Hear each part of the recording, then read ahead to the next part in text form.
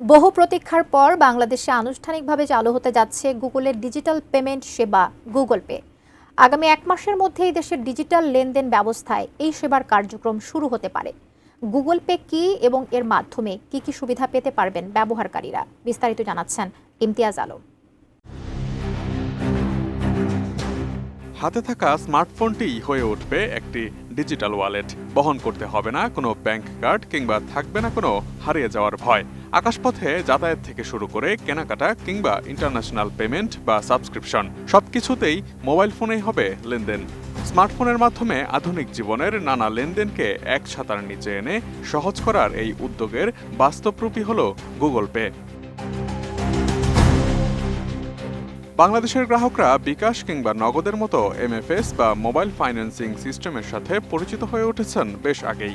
তবে অবকাঠামোগত সীমাবদ্ধতার কারণে আন্তর্জাতিক পরিসরে লেনদেনের ক্ষেত্রে ব্যবহারকারীরা এই মাধ্যমগুলোতে পূর্ণাঙ্গ সেবা পান না। এখানেই বাজিমাত করবে গুগল পে।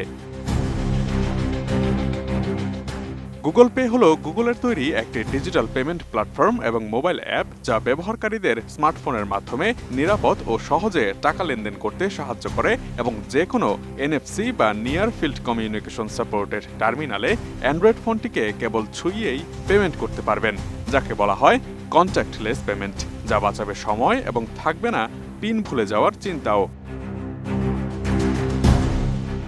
এখন পর্যন্ত দেশের ব্যাংকিং অবকাঠামোগুলোর সাথে গুগল ওয়ালেটের সমন্বয় না থাকায় বাংলাদেশে এই সেবা চালু করা সম্ভব হয়নি। সিটি ব্যাংক ও গুগল একসাথে এই প্রকল্প বাস্তবায়নের দায়িত্ব নিয়েছে। আগামী 1 মাসের মধ্যে প্রাথমিক পর্যায়ে সিটি ব্যাংকের গ্রাহকরা তাদের বাংলাদেশি মুদ্রার ভিসা ও মাস্টার কার্ড গুগল ওয়ালেটের সঙ্গে যুক্ত করতে পারবেন। তবে ধাপে ধাপে দেশের অন্যান্য ব্যাংকও এই সেবায় যুক্ত হবে। RICL TMX, যুগের পর যুগ স্থাপনা থাকে মজবুত।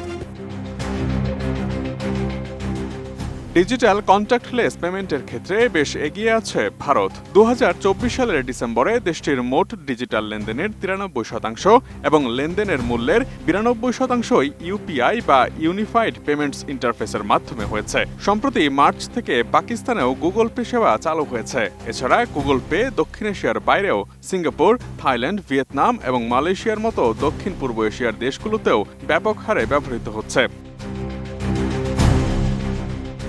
প্রচলিত মোবাইল ব্যাংকিংয়ের সকল কেনাকাটা, টাকা পাঠানো, বিল পে, রিচার্জ সুবিধার বাইরেও আরও যেসব সুবিধা পাওয়া যাবে গুগল পের মাধ্যমে তার মধ্যে রয়েছে আন্তর্জাতিক ফ্লাইটের টিকিট পেমেন্ট, খুব সামান্য চার্জের বিনিময়ে দেশের বাইরের আন্তর্জাতিক লেনদেন, যা ফ্রিল্যান্সারদের জন্য একটি প্রতীক্ষিত সমাধান, নির্দিষ্ট পরিমাণ পর্যন্ত লোন সুবিধা এবং আরও নানা কিছু।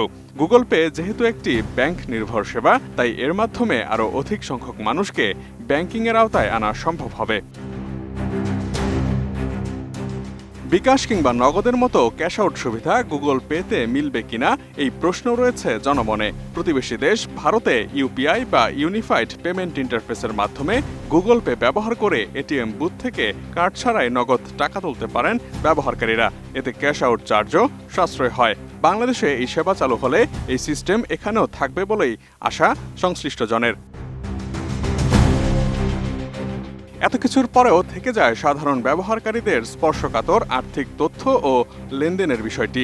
ডিজিটাল ওয়ালেট সেবাগুলো সাধারণত স্পর্শকাতর আর্থিক তথ্য ও লেনদেন পরিচালনা করে, তবে সংশ্লিষ্ট সূত্রের মতে গুগল ওয়ালেট ব্যবহারকারীদের কোনো তথ্য সংরক্ষণ করবে না। তাই অ্যাপ চালুর ক্ষেত্রে বাংলাদেশ ব্যাংকের সরাসরি অনুমোদনেরও প্রয়োজন হবে না। তবে দেশের বাজারে প্রতিযোগিতামূলক অংশীদার বাড়লে সেবার মানও উন্নত হবে বলে আশাবাদী ব্যবহারকারী ও বিশ্লেষকরা।